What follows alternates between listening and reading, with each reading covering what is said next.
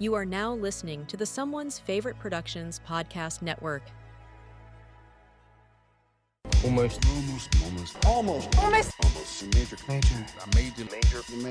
Major. Holy fucking shit, this is major!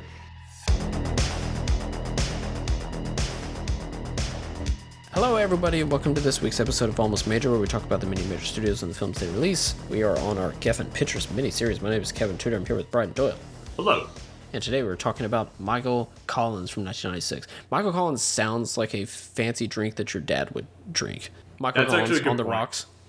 Yeah, there is. I'm terrible with remembering drink names, but I just always, and like the receipt at my work and everything. So like when I'm delivering drinks, I'll get like the receipt paper where it'll say like PSN Collins. I'm like, here's your Passion Collins. I'm just like, Tom Collins is the drink. That's right. Yeah, that's right.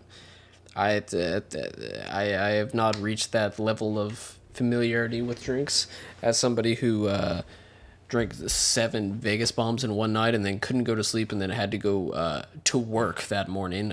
Don't ask me which a Vegas bomb is. Red Bull and Crown Royal, and I did 6 of those. It was like 4 a.m. be like, why can't I sleep? Anyways, Vegas bombs, check them out. Michael Collins, 1996. This premiered at Venice on August 28th, 1996. Released on October 11th, 1996. In 6 theaters in limited release, October 25th in wider release, which it came in at 8th place that weekend, and it maxed out at 878 theaters. Also November 8th, 1996 in Ireland. Feels weird that the U.S. got it before Ireland, but whatever. yeah, it's like David Geffen saying like, hey, we gave you the money to make this movie. We get it first. Nominated for Best Original Score and Best Cinematography at the 69th Nice Academy Awards. Also nominated for Golden Globe for Neeson and Original Score. And won the Golden Lion in Venice. And Best Actor for Liam Neeson. Oh, he did? Okay. Yeah, the Volpe Cup, I think is what they call that award. Yeah. That's not real. Like, Neeson, wake up. What? You won the Volpe Cup in Venice. And be like, I'm going back to sleep. What are you talking about? A human being who won the Canned Dog Award. That'd be funny. Budget of $25 million. Opening weekend, it made $2.4 million. Domestic gross of $11.3 million. And overall gross of $27.7 million. So about $16 million overseas. So yeah, obviously Ireland liked it. Top 5 films that weekend. The only one of these I haven't seen is the first one, which I assume is the best movie of the bunch. Sleepers. Not great. There is a song that samples Sleepers. I think it's Streets is Watching by Jay-Z. Yeah. Wow. What is it? The part where like Dustin Hoffman's told you to go down for a dirt nap? I'd love to know deep cut. It's two different. It's at the very start and in the middle. I mean, it was also the album came out in 97, so it was much more, it'd be weird if like in 2025 Jay-Z was like, here's my song sampling Sleepers. I'd be like, all right, man. Big Barry Levinson fan. Big. Number 2, High School High, Different Times. Number 3, Thinner, Different Times. 4, The Ghost in the Darkness. I watched that because it's a wide release horror movie, but boy howdy is that movie a fucking bore.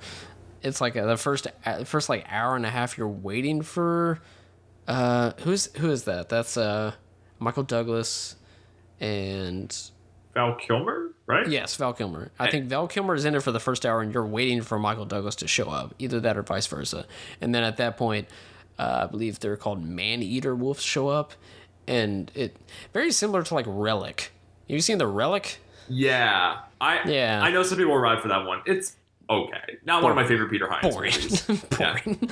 So very much like that, where it's just like over halfway through, you're like, oh, the wolves that eat people, we forgot. We were actually talking about like agriculture and shit for like the past hour of Val Kilmer, and we forgot that this is actually a horror movie. And number 5 is The First Wife Club, which is the best movie of the bunch that I've seen of this. Okay. Also, I haven't seen High School High since I was like, I don't know, 7, so I can't really. And then Thinner is like one of the worst movies I've ever seen. Truly dreadful picture. Number 1 song in the U.S. this week, Macarena, the Bayside Boys mix by Los Del Rio. 14 weeks at number 1. I was there. I remember it. And number one song in Canada this week, almost stereotypically, is Celine Dion's. It's all coming back to me now. Like, Macarena did not even reach Canada. It never went number one. They were living in their own world. Meanwhile, preschool or kindergarten me, like, I do remember learning the dance in class because they were just like, preschool's fake. Who cares? The plot description from Google: in the early 20th century, Michael Collins, played by Liam Neeson, leads the Irish Republican Army with the help of his friends Harry Boland, played by Aidan Quinn, and Eamon de Valera, played by Alan Rickman, in a violent battle for Ireland's independence from Britain. But when he fears the defeat of his revolution, Collins negotiates a treaty with the British, deeming him a traitor to the IRA. When he receives orders to murder his friends, Collins must decide where his loyalties lie. That happens in the movie because, boy howdy, I like this movie, but it is like a lot of like stuff kind of just like happen where like you're just kind of dropped into scenes where it's like, shit, we need to run, like people are shooting at us and everything. It's like a lot of chaos happening and everything, and there are like certain things that like are kind of just like, I mean, like it's like a movie where like important stuff happens off screen where it's like Ian Hart like storms into a bar. So it's like, Michael Collins, where the hell have you been? Don't you know the war's over? It's like that's a big... the war's over? Oh, okay, all right. Yeah. I mean, yeah, there's just so much like there's a lot to get into with all of it, and also it doesn't necessarily hold your hand, which I do kind of like, but also as somebody who doesn't know shit about the British and Ireland wars and such, I was just like, and also like I assume the Irish Republican Army, it's kind of like how back in the day the people who were called Republicans were actually Democrats and vice versa. I don't know. Written and directed by Neil Jordan, the director of In Dreams. Check him out. We're going to talk about him a lot, so yeah. Starring Liam Neeson as Michael Collins. Prior to this, Excalibur in 1981. I'm not doing his Captain Obvious ones for the most part. Crawl in 1983. Suspect and a Prayer for the Dying in 1987. Darkman in 1990. Hell yeah. Leap of Faith in 1992. I'm going to watch that garbage. I believe Leap of Faith, David Spade made a joke about that, and then Steve Martin was like, I'm never going to SNL ever again. Or no, it was the thing, he made fun of it, and then the next weekend he's doing the weekend update, Hollywood Corner or whatever it's called, and like Steve Martin walks up behind him, like that type of thing. Oh, okay. The movie Before and After in 1996. After this, but not before, Les Miserables in 1996. I watched that in class because you have to. I had to watch that too, except it was dubbed in French, so I wasn't actually hearing Liam Neeson and Jeffrey Rush and Claire Danes and Uma Thurman. That's very funny because I must have watched it in 8th or 9th grade, if I remember correctly, and all I remember is Liam Neeson just kept going, I'm a convict, like just over and over. And in my head, that's all the dialogue. The Haunting in 1999, that's a dreadful picture. Nobody comes out of that movie looking good, truly. Gun Shy in 2000, which is a Sandra Bullock vehicle I have not seen, but I will say that 2 people I follow have seen it. Gavin has seen it, 1 star. Dan Mecca has seen it, 1 star. Which, you know, it's terrible then when even Dan gives it the 1. K-19, The Widowmaker in 2002, sure. No one remembers him in Gangs of New York in 2002. Kingsley in 2004, directed by Bill Condon, who directed Gods and Monsters. Listen to our episode. If I remember correctly, my impersonation of Kingsley was just him talking to his dad and be like, guess what, Dad? I have a job and I talk about boners. And he's like, I'll have none of this. Chloe in 2009, Charlie, You're in Our Prayers. The A-Team in 2010. They are pulling me off the keyboard before I say anything else. Mark Felt, the man who brought down the White House in 2017. I did not know there was a subtitle of that. I mean, you kind of have to, because you're like, Mark Felt, who's that? Oh, the man who brought down the house. Oh, okay. I'll take 3 tickets. I guess they didn't want to call him Deep Throat in the title. That would have been over the top. Going to the ticket kiosk.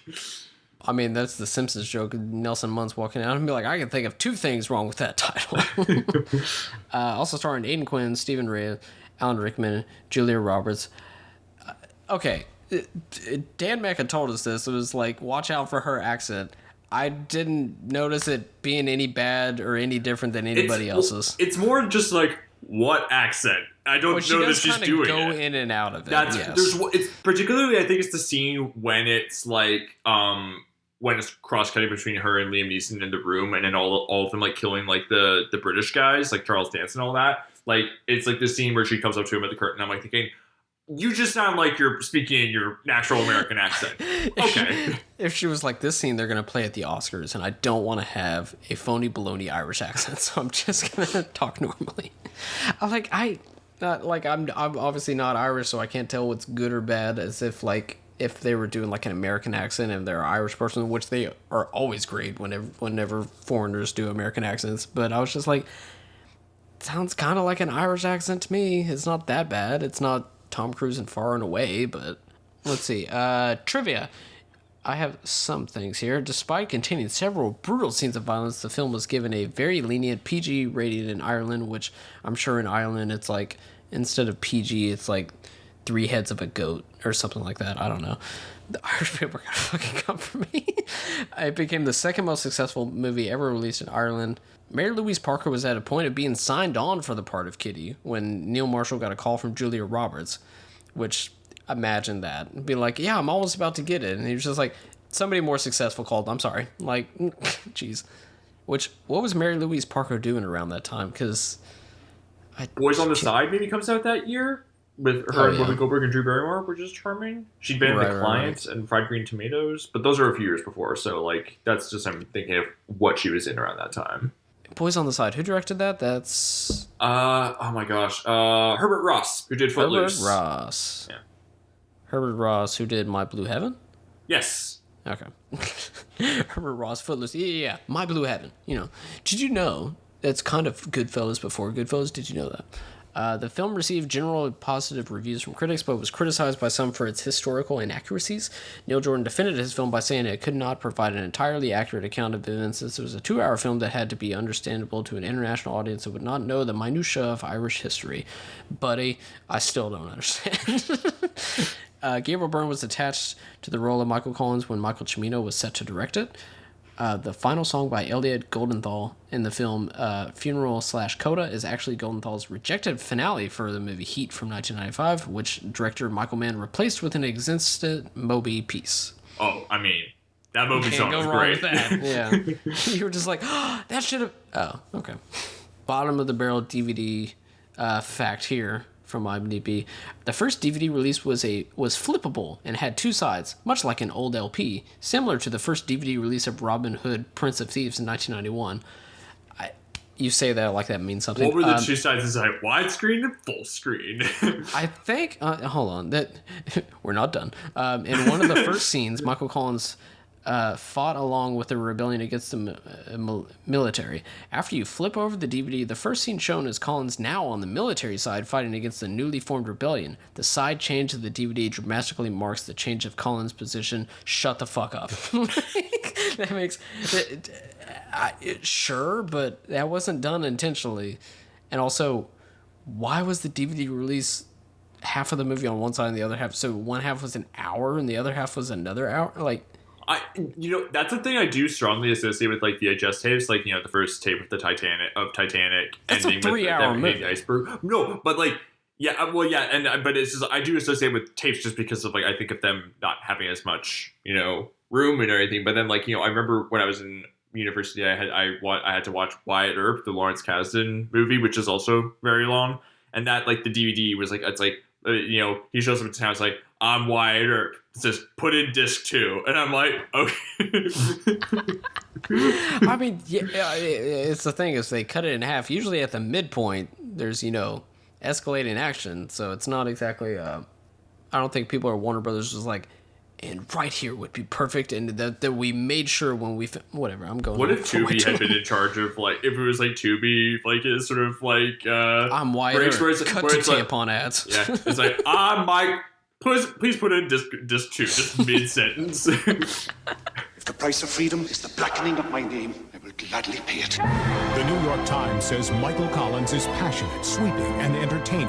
CBS TV says Liam Neeson is sure to win an Oscar nomination. Once I start, there'll be no stopping me. It's a powerful, strong, and provocative epic, raves the Los Angeles Times, with romance, passion, and excitement. And Siskel and Ebert give it 2 thumbs up. Michael Collins, rated R. Now playing select cities. Opens October 20th. Okay, that's all the trivia I have. You did much more extensive trivia. Let's maybe don't heap too much credit on me, but yeah, what do I have here? I mean, yeah, the Irish popularity of the movie. Like, I was reading an article from like 2016 where there was like a special 20th anniversary screening with like a new digital print at the Savoy Cinema in Dublin. So like the movie has like quite the reputation in like that sort of like local popularity factor. Yeah, it's just interesting because I don't know Neil Jordan's like popularity now as a filmmaker. I feel like his last movie Marlowe with Liam Neeson was not like especially did not really make much of a splash, but like this was like a blank check project because it's like the 1-2 punch of like the sort of awards and financial success of The Crying Game, followed up with Interview with the Vampire, which was like a smash hit, and then David Geffen basically being like, what do you want to make? And then Jordan saying, I wrote the script for a Michael Collins movie like back when I was starting out, and now I want to make this. And he gets like $30 million to make it. Like, that's really cool that he got to do that, like make that passion project, whatever you think about the movie itself. The thing is that David Geffen was just like, okay, Crying Game, sensational, sexy, controversial, Interview with the Vampire, we got Tom Cruise, all this stuff. What do you got? He's like, how about an Irish revolutionary from the 1910s? Okay, you earned it. Yeah, the controversy with the movie, like you said, with the historical inaccuracies, where like, where it's the interesting thing. I didn't know that the scene where like the tanks come into the rugby field and shoot a bunch of spectators and players, that was an event known as Bloody Sunday, which that was like, and I was thinking, I didn't know that there was like another terrible event in Irish history called Bloody Sunday from like, different decades in that century. But I guess people were like, and now a lot of people were killed, 14 deaths recorded. But like it is like, I guess people were saying, oh, is like Jordan maybe like puffing this up, where it's like, who is like, was it clear that like, because in the movie I guess it's like they said they make it seem like it's more deliberate that they like shoot the rugby player who refuses to stop the game and everything. But then like I guess like people were saying, oh, well, was it actually that they were, I mean, it's all honestly, it's stupid nitpicking, like, it's the thing of like saying, well, were they just like firing indiscriminately, or like were they actually going after people? It's like, they shot people. It sucks. Like, what are you talking about and everything? And it's, yeah. The other controversy too is like how the ending of the movie makes it seem Eamon de Valera, who later became Ireland's president for many years later that century, how like it makes him look like he was responsible for like sort of giving the go ahead for Michael Collins' death, which I agree with Jordan that it doesn't really make it seem like that. He's just more kind of like passive and everything. It's more like Jonathan Rhys-Meyers' character takes the reins from it, which I looked at. I checked him in the movie and everything, especially because Jonathan Rhys-Meyers shows up. I'm like, oh hey, like I know him more just from later movies and everything. But then like Michael Collins like has the scene with him and he's just like, "What's your name, boy?" and everything. I'm thinking, is this movie gonna turn out to be like where Jonathan Rhys-Meyers is like gonna turn out to be like some famous dude who like in like history and everything? I mean, kind of like if you were making like I guess, or I'm thinking of like, when I watched like the Lawn Riders, where it's with the James Younger gang. It's like Jesse James going in to meet these guys. It's like, hey, Jesse James, meet Bob Ford. And everything, just being like, oh, well, that's gonna end badly and everything. Oh, well, nobody will ever hear from him again. Yeah. Or if they're just like, hey, what are you? I'm one of the mortal instruments. Wait, in the City of Bones? That's me. From Paris with Love. And then cuts to credit. Also, I needed to look up because I was like, there's more than one Bloody Sunday. And I was like, well, which Bloody Sunday is you two talking about on Sunday, Bloody Sunday? That's from 72. Yeah. Not from this time. Also, Sunday, Bloody Sunday, the cover of it by Saul Williams, that's my shit right there. But yeah, I guess people were pissed about the Eamon de Valera stuff. And Jordan, I think, is a little bit evasive of it, but he did say in a couple of interviews, he's like, also like, he says like, well, I grew up in Ireland when he was president, and I didn't really like that. So maybe there's like, I think he was maybe like possibly admitting like there was maybe just a little bit of ill feelings there towards him. a lot of controversy, or not controversy, but sort of like kind of a tense atmosphere because this movie's coming out in the 90s and it's making movies. It's a movie about the IRA, and the IRA is still carrying out attacks while the movie's being made. It says like in February '96. This is from a Rolling Stone article by Fred Schroer. It says in February 1996, the 17-month ceasefire ended when an IRA bomb in London's financial district killed 2 bystanders. Now, Michael Collins opens just weeks after an alleged IRA agent, the violent sort of the toucher Brits view as Michael Collins' spiritual errors, was killed in a London police raid, made allegations that he and several Confederates arrested on the same day had been stashing explosives with the aim of sabotaging the tunnel beneath the English Channel. I just feel like mentioning this quote because I feel like even though this is like a thing of like, well, this is what they intended, but it clearly did not have this impact on one Kevin Tudor, where it says, producer Stephen Woolley. What was important to me was that Michael Collins wasn't going to be a dry movie. There had to be a sense of the surreal, of the strange to make it fly, because without the Neil Jordan imprint on this, it would simply become a history lesson. And Kevin, you're hearing that, you're probably thinking, still did it. It was wild. I thought it was like the end of the movie for like 5 seconds, and I was like, there's no way. It like pops up with a title card with like 40 minutes left, and I was like, you couldn't have conveyed this any way besides putting up a random title card? They do have a lot of title cards, yeah. And it's also just like the thing of like, I don't know why they had to have the framing device of Ian Hart saying like, Michael Collins was a great man. Here's the movie telling you why.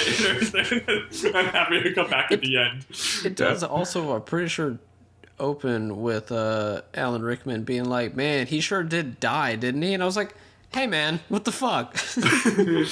But I guess it's a thing of I guess it's not that big of a spoiler or whatever, but yeah, he wasn't. Yeah, you'd be amazed that a guy who was in his 20s in the 1910s and 20s wasn't still alive by the time the movie came out. But I mean, he could have been 90. That's true. I know. Yeah. Not if the IRA had anything to say about it. Oh, that was another wild thing too. Is that that Jordan? This is Jordan saying this, but like that like for like the big Bloody Sunday scene, one of the extras, and there were like a lot of people like who were extras in this movie because they were like, you know, this was like a big deal in Ireland, as you said. And I think some people wanted to be extras in the movie, some people just wanted to see the making. But one of the extras in that scene was Michael Collins' grandniece, I think is what Jordan said, and like he didn't know about it until like she showed up and everything. He was just like, wow, wild. And they do thank Michael Collins' family at the end of the credits. The other thing too with like people dying is that I think they talk about in another article that the Stephen Ray character Ned Roy, this is from a Joel Bocco article on Lost in the Movies from 2010, where it says that Ned Roy, he's like, it's a composite of like him, like a detective who collaborated with the IRA. This is Bocco saying, with the 3 volunteers killed on the eve of Bloody Sunday.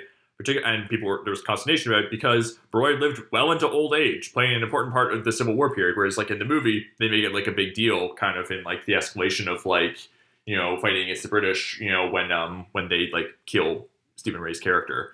Just talking about, there was an article I read from History Ireland by Luke Gibbons where it was talking about how this movie, how Jordan was like lifting kind of consciously from like gangster movies, like The Godfather. Especially like with the scene where they're cross-cutting between like, you know, Julia Roberts and Liam Neeson talking about like, you know, flowers and bouquets and everything, and then like, you know, all the assassinations. I'll get to their relationship eventually. Oh, this is another weird thing. I find this interesting. There's a really good there was a Paste article that was coming by Chiara Maloney. Sorry if I'm getting their name wrong. But they were talking about how, like, you know, the legacy of this movie being, like, really popular in Ireland and not so much elsewhere. How it was, like, you know, a classroom staple growing up in Ireland. And, you know, there was, like, re-releases. The author said that they had a paperback copy of the screenplay. But also, they say that the scene where Stephen Ray's character Ned Roy is taking notes at one of Michael Collins' speeches is, quote, the definitive meme of Irish Twitter, the go-to response to any and all West Brittery. And I'm just like, I love that. I love that this Neil Jordan movie is being used as like a saucy meme. I just think that's so funny. Oh, you're pulling out the Collins meme, are you? Oh, the other big thing too, we talked about this before we got on, Mike, is that the movie ends with the shocking information that Michael Collins was in his 30s when he died, and he is played by a 40-something Liam Neeson. And I was like, damn, woof. I mean, I don't know, but then you see pictures of like young people like in that era, and it's just like, I don't know. Maybe they lived. They lived a lot. cigarette smoke and drinking. Maybe that was the kind of thing that was going on there. Motherfuckers dying from the common cold and shit. He played... Michael Collins died at 31, I believe. And Liam Neeson was playing him at 43. And the movie starts out in 1916, and I believe Collins dies in 1922. So Collins was 26, and Liam Neeson was still playing him as a 43-year-old. That's nuts. And it's just funny too because Jordan said in an interview with Average American Magazine when he was called up on sort of casting an American actress to play Kitty, the love interest, how it says like my perception at the time was, I might be wrong. He was, probably, was that there was a tremendous amount of very strong male actors between 18 and 26, but the best of the Irish actresses, like Brid Brennan, were all just slightly too old for that role. So I started looking abroad, and Julia called me up.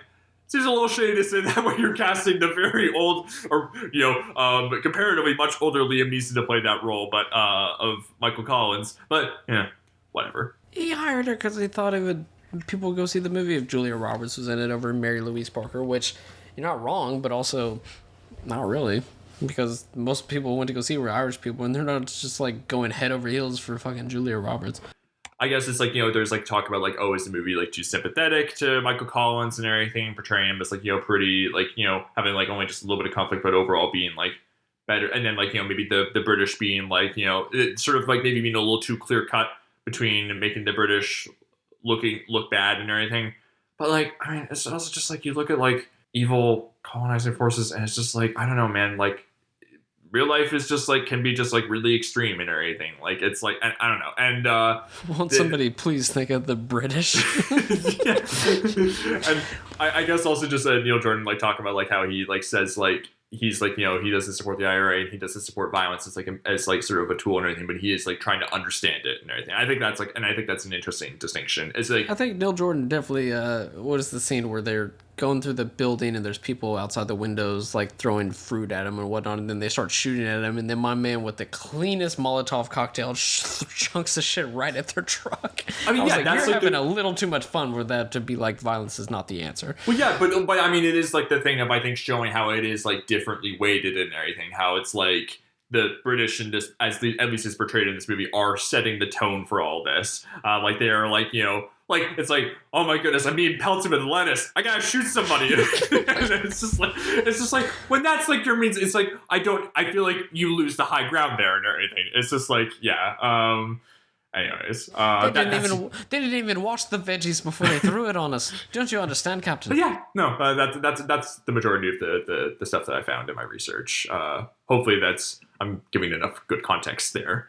Open the Michael Collins biography and we'll start from page 1 together. Yeah, as far as opinions on this movie is not made for me. This movie is very dry.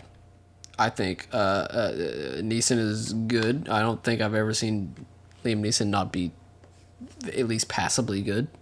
Okay, so Julia Roberts is in this movie, and she is dating somebody, and at one point, Liam Neeson approaches them, is like, hey, how's it going? And he's like, I can see when I'm not wanted. And they don't even do like, no, it's good. They just like look at him and be like, all right, bye.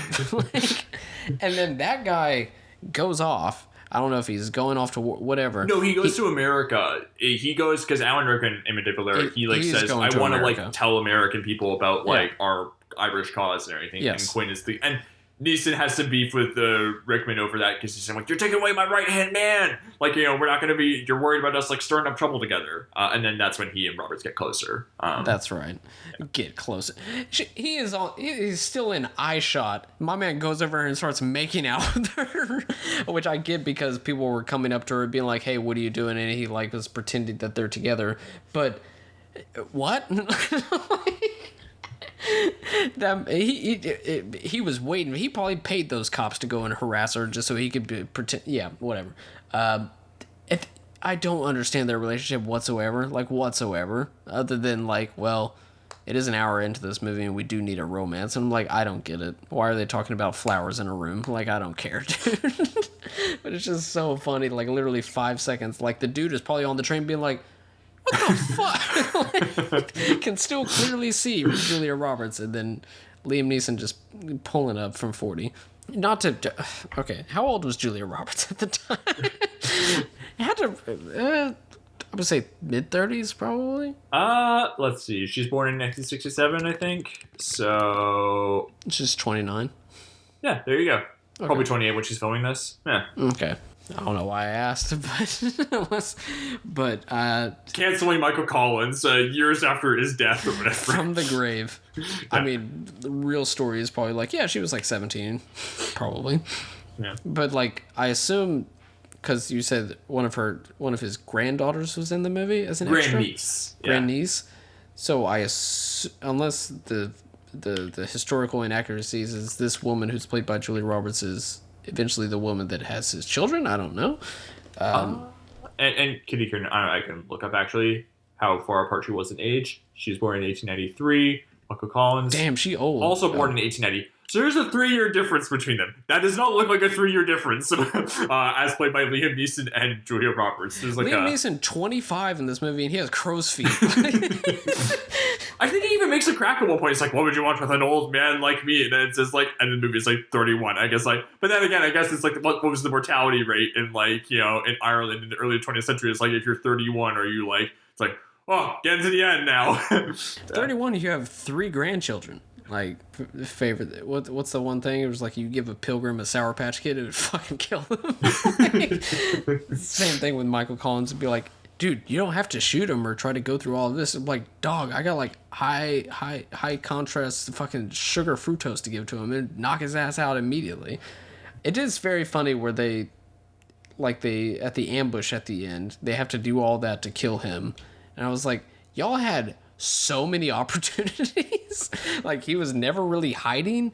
Even when Alan Rickman, like, they break him out of prison, like, the next day he's just out in the middle of fucking Well, yeah, and the thing is, like, I guess it's just, again, remembering the times, like Michael Collins says, like, well, but the thing is, like, my anonymity and no one knowing who I am. It brings to mind the John Mulaney bit of talking about like going to see Public Enemies and being like, so if you robbed a bank in like the 20s, as long as you weren't there when the cops showed up, you could basically get away with it. Well, there's a shot in the movie where it's just like there's a horde of people and they're like, who's Michael Collins? And they just like throw some like little guy and he's like, he's Michael Collins. He's shorter than you think, isn't he? Amazing that guy doesn't get like immediately shot or whatever after that. Just keeps throwing people out there and be like, that's a 9th person we've killed who said they're Michael Collins and that fucker's still out there. I heard he was with Julia Roberts last week. Who's that? Don't worry.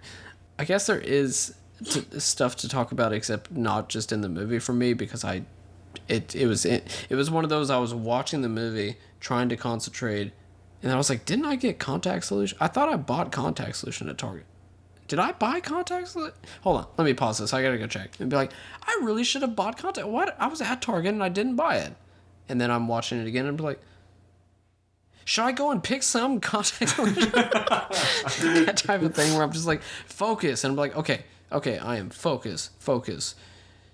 Will Smith in the movie Focus. Have I seen Focus? It defeated the purpose of even needing to be. Your brain was to be ads, basically. I thought that was a 2-hour long movie. Why did it take you 3.5 hours? Brain ads. I don't know what to tell you. But I mean, I am like that where it's not like I'm scrolling on my phone and just be like, I can't follow this movie. I'm like sitting there and I'm just like, wait, what just happened? And after a while, I can only go back so many times to be like, what just happened? Right. Oh, what does that mean? Whatever. Like, but what were the highlights for you as far as just? I mean, it is a biopic, kind of. Not really, thankfully. Yeah, I mean, he's definitely the character that they flesh out the most, for sure. Michael Collins himself.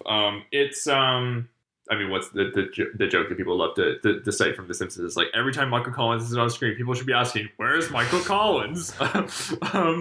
Yeah, I think the thing that I liked about this that sort of took me by surprise was like, it was how there was like kind of how like Neil Jordan did sort of like sort of did make a lot of this look exciting, makes it sound like it's glorifying and everything, but like there is like a great amount of like tension to it and like and sort of making it the gangster sort of movie influence. I'm not sure that's what I thought of it or anything, but it's like there is like sort of like a genre feel of a genre movie. I'm thinking especially of like the prison break scene where like they're using like signals to like and like to like communicate with each other like of when they're gonna like execute the next step in their plan. And I think the way like Jordan like cuts it all together like very fluidly does like give you a sense of like sort of like a cool plan being set into place, almost kind of like a heist movie sounds like a lousy comparison or anything, but it's like, when like, Gleason is like, has a gun that's in the head of a driver and like he gets him to flash his lights. Cut to a much further away in the scene. Aiden Quinn lights a cigarette. Then cut to like the other side and it's Liam Neeson like,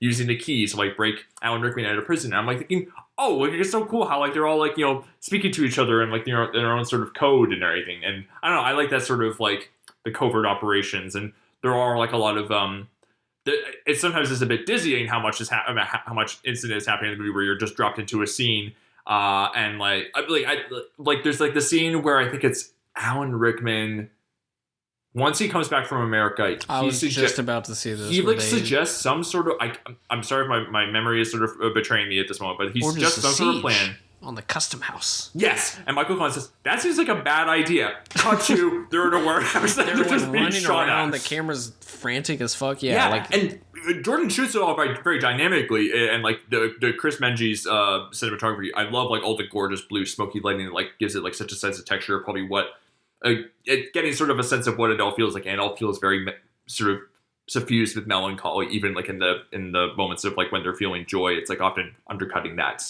in the next scene.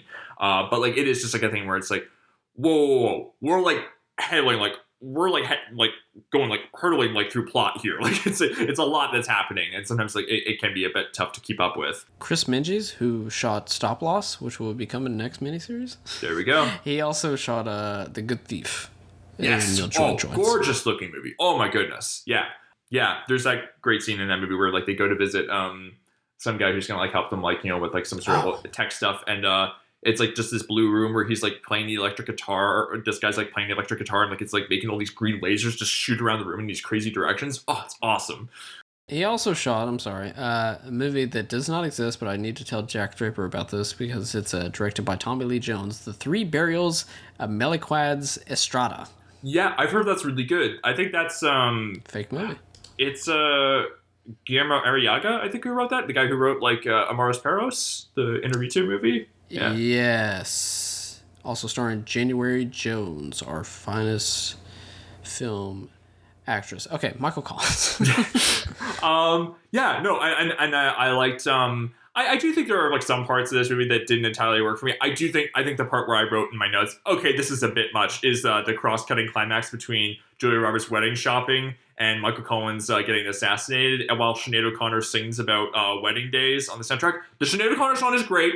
Don't get me wrong. I love Sinead O'Connor. And I think the actual scene of Collins, his death, I think is like quite well staged and everything. But like it's just like that's like cut into Roberts' show. It's how often they cut to Roberts in the wedding dress. I think when those lyrics are hitting. You get it? I don't think you got I'm like, it. That's a bit much. Whereas I really like the follow up scene where it's her returning to the hotel where she's staying at, and like you see there's a guy like coming to like sort of moving like left across like the stair, and then they like cross paths eventually, and he's like, I need to tell you something, and she doesn't like, she just like immediately gets it. Oh, it's so well played and well directed too. They're not gonna have that wedding. I don't think you understood when she was at the. All right. I know it's that was the part where I was like, oh, okay. Yeah, so I think that was like my thing with the movie is like I was taken with sort of like the sheer amount of like incident, and I do think like Neeson is quite good in this, how like especially like when he is playing his character sort of like as like a bit mischievous and everything. Like I think it's really funny when like they finally like sign like the peace treaty where it's like they're still gonna be under British rule, but like they're gonna divide up like Ireland and everything. But like there's gonna be like some compromises that will help them out and everything. And then like Liam Neeson is told that he's late to the meeting where they're sort of putting the thing into display where they're lowering the British flag.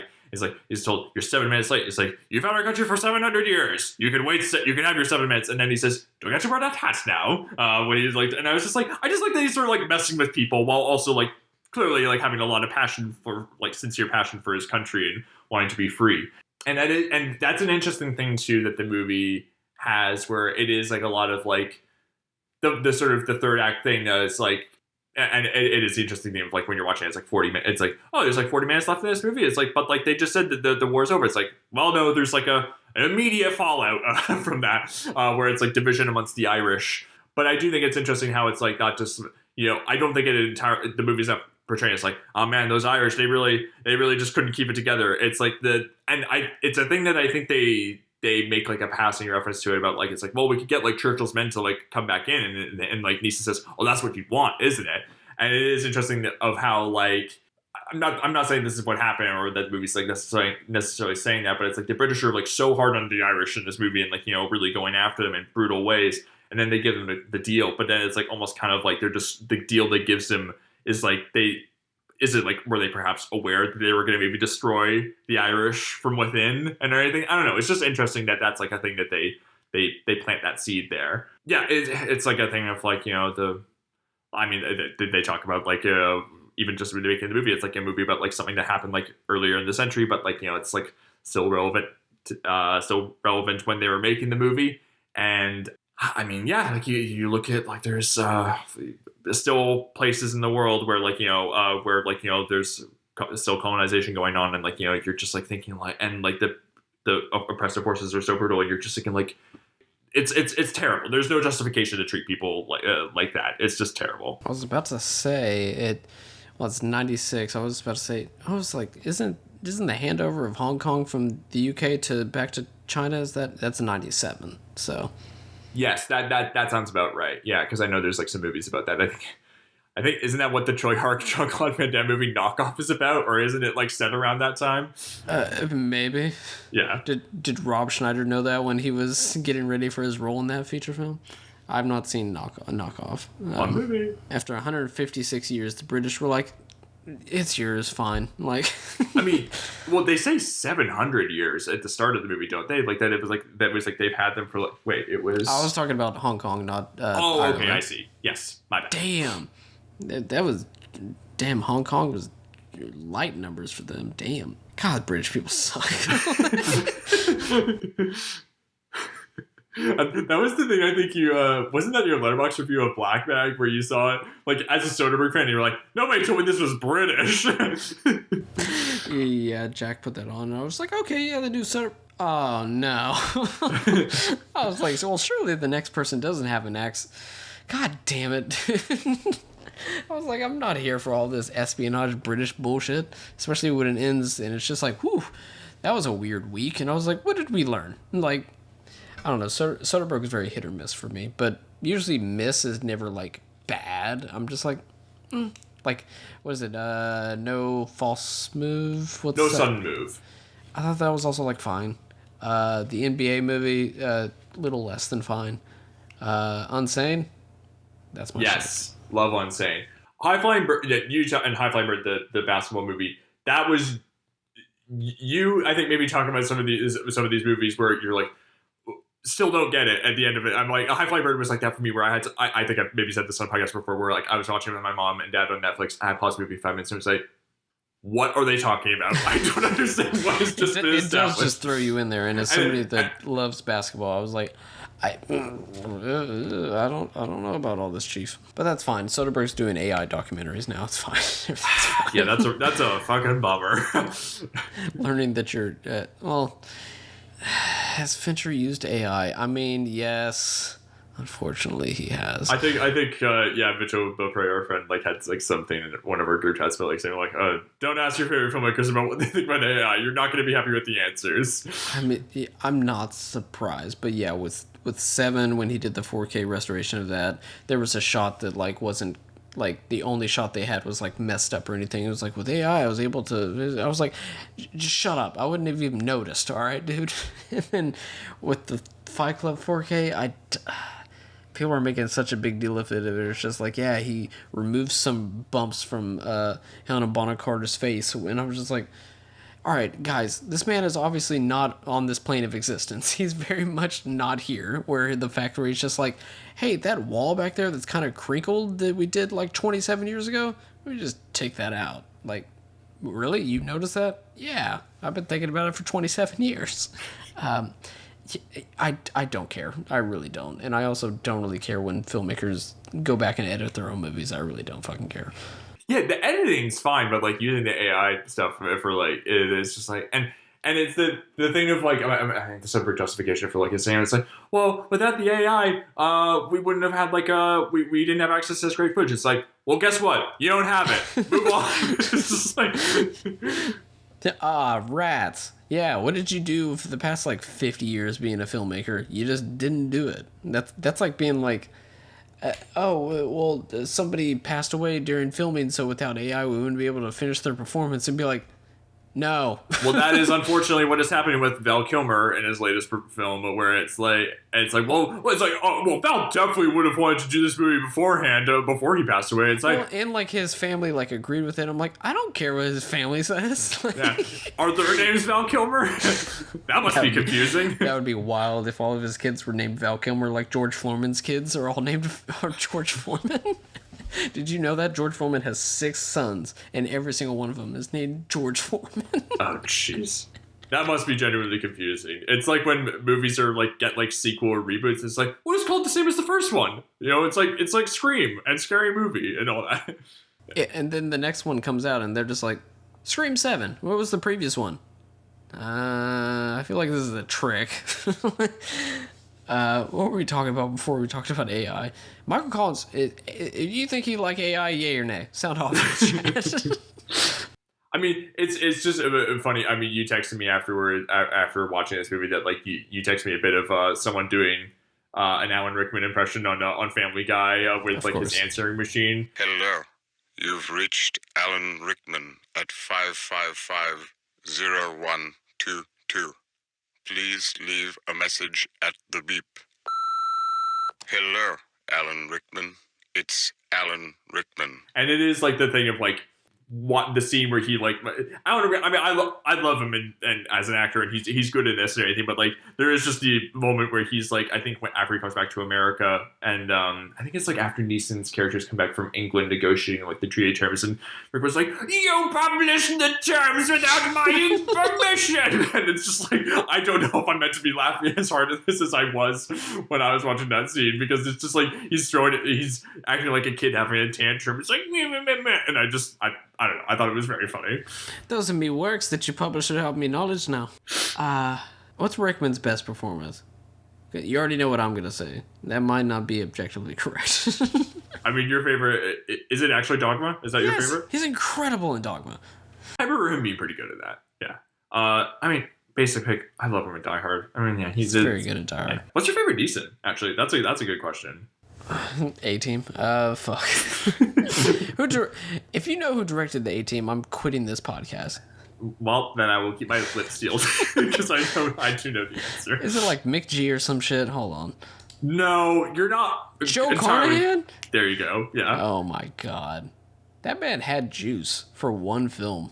He dropped 2 movies last year. If you know the titles of them, I'm quitting this podcast. One of them is Shadow Force. I think it's like Omar Sy and Kerry Washington, which I think we had the poster for that at my theater.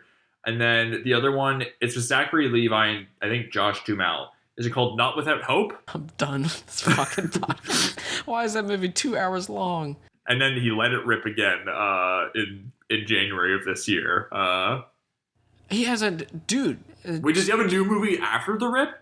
No, but The Rip is that's 3 movies in 1 year. As to paraphrase a Young Thug quote, "Calm down, dropping all that bullshit movies." My question with this is like how close together are those movies shot together? Is it like he shot them all really close together, or was like one of them on all in 1 month? Well, but I'm also like thinking about like there are some movies that like sit on the shelf for like many years. Like it was really funny. I saw there was I don't even remember what the movie's called, but I saw there was like some trailer for a Michael Pitt movie, and I was like, and it was like Michael Pitt and Jeremy Allen White, and I was thinking like, Jeremy Allen White made a movie now, and then I looked it up. It's like shot in 2012, being released now. It's like, oh, that makes more sense. it's like one because Jeremy Allen White would not be taking that small role now, I don't think, and also they would not be giving Michael Pitt that big role now, I don't think. That'd be very funny if they had a movie like right around the Dreamers time, and they're just like, oh, I'll just put it out now. Wow, 2012? That's insane. I mean, that is also top tier, like, hey, this movie that everybody said sucked and has been on a shelf forever would be like, yeah, that one guy that's in the show now is in it, so we're just gonna put it out and pretend that he's the lead, which they used to do like all the time back in the day. We were like, oh yeah, name out of it, Sandra Bullock. She's in it for like 30 seconds. Just put her on the cover. Who cares? Once we've got their money, what are they gonna do? How the fuck? Oh, favorite Neeson. Okay. Have you seen all 3 Taken films? Yes, although my memory is fuzzy on like the second and third one. As it should be. Oh, he was in a movie this year, Cold Storage. I've heard that one's okay. It's David Koepp, I think, who wrote it. I have an answer, but I'm gonna double check before saying it just in case. Oh yeah, Widows, 1000%. That's a good pick. I remember the scene of him getting shot at the end of that movie being memed a bunch when his Cold Pursuit press tour was going on. Oh yeah, I would say that or Naked Gun is great. Oh, he's so good at Naked Gun. Yeah. But like also Widows is like, if you say like a Liam Neeson movie, I'd be like, well, like he spends 2 hours of it being dead, so not exactly his movie. Oh, there's definitely somebody out there that their favorite Liam Neeson movie is A Million Ways to Die in the West. That's just okay. I'll go with Naked Gun as far as like he's on the poster. You're seeing it because of Neeson type movie. Yeah, that's a good pick. I might go Darkman. That's one of my favorites, at least. I think he's like, he really like throws himself into like making the tragedy of that movie play sincere, but also like throwing himself into like the wackier parts of that movie, like the take the fucking elephants. I'm gonna just name off random movies and just be impressed at how much you know. Ice Road Vengeance. Who directed that? Is it Jonathan Hensley still? Jesus Christ! I saw the first one. It's a sequel. Oh, Jonathan Hingley, who directed The Punisher. Listen to our episode. Okay. Bingo. I probably talked about it on that episode. No, it's real, guys. I swear. Killed the Irishman and Welcome to the Jungle. Wow. Just. Is he an actor? He looks like an actor. He's not an actor? Wow. No, I think he's like a screenwriter. Didn't he like write like Die Hard with a Vengeance? That's like one of his, or he either like did like the touch up on that, or like maybe it was like his script that got turned into the Die Hard sequel. He wrote a lot on Young Indiana Jones. We are so far away from Michael Collins. Young Indiana Jones. He wrote Next. Come on. Boring. The Rock, Armageddon, Die Hard with a Vengeance, and Jumanji. So like some good stuff and then a lot of crap. And then The Saint. Oh wow. Something called A Far Off Place, starring Reese Witherspoon. I've never heard of this. Reese Witherspoon and Ethan Embry. Oh. Two strangers must discover courage and strength when they begin a journey across the treacherous African desert! Exclamation point. Easy, Letterbox. Back in the 80s and 90s, they were just like, so we got this white person, right? What if they were in Africa? Like, they were just like, what else? No, that's it. What's the Sigourney Weaver? Gorillas in the Mist. Is that in Africa? I don't know. I just know that's a movie that she got nominated for, right? Did she win for that? But very much like, put a white person in over there, and it'll be a lot. Well, I'm pretty sure the last gasp of that is Jungle to Jungle. Speaking of just like types of movies that used to just get made a bunch. I think I mentioned this. I want to mention this on mic because I mentioned it to you in our little text that we have going on. But how before I knew what this movie was, I just saw like the poster where it's Liam Neeson standing above a bunch of people and people like hands are like reaching out at him. And I guess not maybe before I don't remember exactly when I found out what this movie was about and everything, but like I was thinking it looks like it does very much have the look of a teacher that changed my life type movie. And I was thinking Dead Poet Society. Yeah, well, Dead Poet Society. And then I was thinking, what's the specific poster that I'm thinking of that gives this vibe? And it's a movie that came after this, but I just looked up the poster of The Emperor's Club with Kevin Kline at a boarding school. It's a bunch of it's almost in this movie. Yeah, and standing in the back of a classroom, a bunch of hands raised, and I'm just like, hey, there you go. Math checks out. My bad, I got my Kevins mixed up. Kevin Costner was almost in this movie. That's right. Gorillas in the Mist. Yes, that's set in Africa. Okay. It starts with Out of Africa, and they were just like, well, that wins Best Picture. Stick more white people in Africa. And then once they get to Jungle, they're like, enough. If you're bringing back Tim Allen, he has to get his ass kicked in front of his daughter, and then he has to learn to fight. It's called Joe Somebody, and it made thousands. I will just say, I enjoyed this movie generally pretty well, and I did find it pretty engaging. Even if some of it feels like a little too hectically paced in some parts, which that's surprising because I was expecting this to be kind of like just a stodgy history lesson, as we were talking about. I did find this movie pretty engaging on a moment to moment basis because there is a lot of incident and drama, but some of it is just like it does kind of just like hurdle through it in like kind of in sometimes graceless ways. Graceless sounds a little too harsh and everything, but it's just sometimes it can be a little bit herky jerky. But I like all the performances. I think it's lovely to look at, and I found it much more engaging than I expected it to be. And I do think, even though I was bringing up that producer quote about how like they didn't want to make a dry movie, and I didn't necessarily have that reaction from everybody. I did find this much more exciting than I expected it to be, and I know I cared about the characters, and it was just, and it's just that's the kind of nice thing where it's like this isn't like going to be like a new favorite movie or anything, but it's a nice thing of like I did not have this even watch listed. I don't think even like as I was going through Neil Jordan's filmography, I was just like, I'm gonna just skip this one. I think I need to go see About a Good Thief. But I watched it and it's like, hey, this is actually I did find this kind of compelling. Now sometimes it's like the nice little discovery of doing this podcast, I would say. You ever heard of the movie The Air Up There? What is that? The Kevin Bacon movie where he plays Jimmy Dolan. He's a college basketball coach who wants a big promotion. To get it, he needs to make a dramatic find. He ends up deep in Africa, hoping to recruit a huge basketball prodigy. The only person I follow that has seen it and logged it is Gavin, who gave it 1 star and says, "Well, glad we can all look back on this and officially say it's pretty racist." So I'm just trying to I'm creating a team, and it's all white people go to Africa. This is like I love that we're getting into like this stuff of like just stuff that we do on our own time. It's like making a list, and it's of all these movies that no one has heard of, and it's just for me. Like I was making my list of like movies about contemporary teenagers by old people. And now it's like movies about white guys in Africa. It's like it's just that it's like a rep cinema program or whatever. This is on a list that I liked called Movies You Forgot Exist 90s Edition, which has 900 movies on it. I've seen 20%. Like, and it's like, well, I think of one thing wrong with this title. I definitely didn't forget about the existence of this movie. I definitely forgot about it until I was like, white Africa, the hair up there. That's right. Wow. Interesting. We are spinning our wheels. Anything else?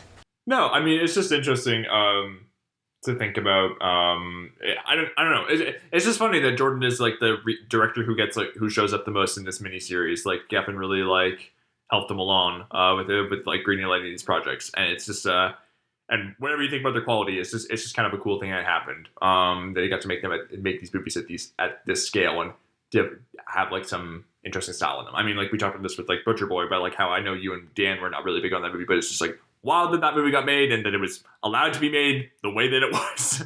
And like it was like a big studio making it. I don't know. It's interesting. And I mean, look, I mean, he's a director that I can run hot and cold with, but I'm glad to be going through his films, especially because I think Irish movies and Irish filmmakers are interesting.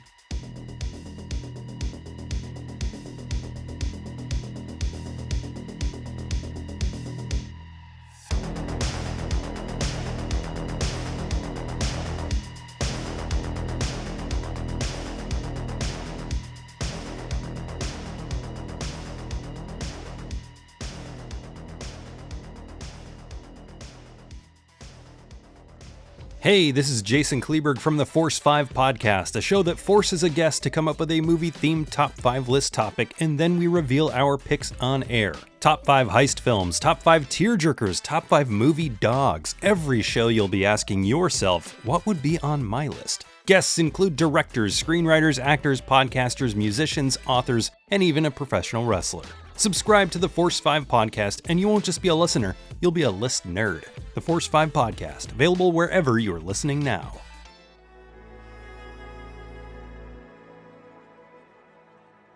Thank you for listening.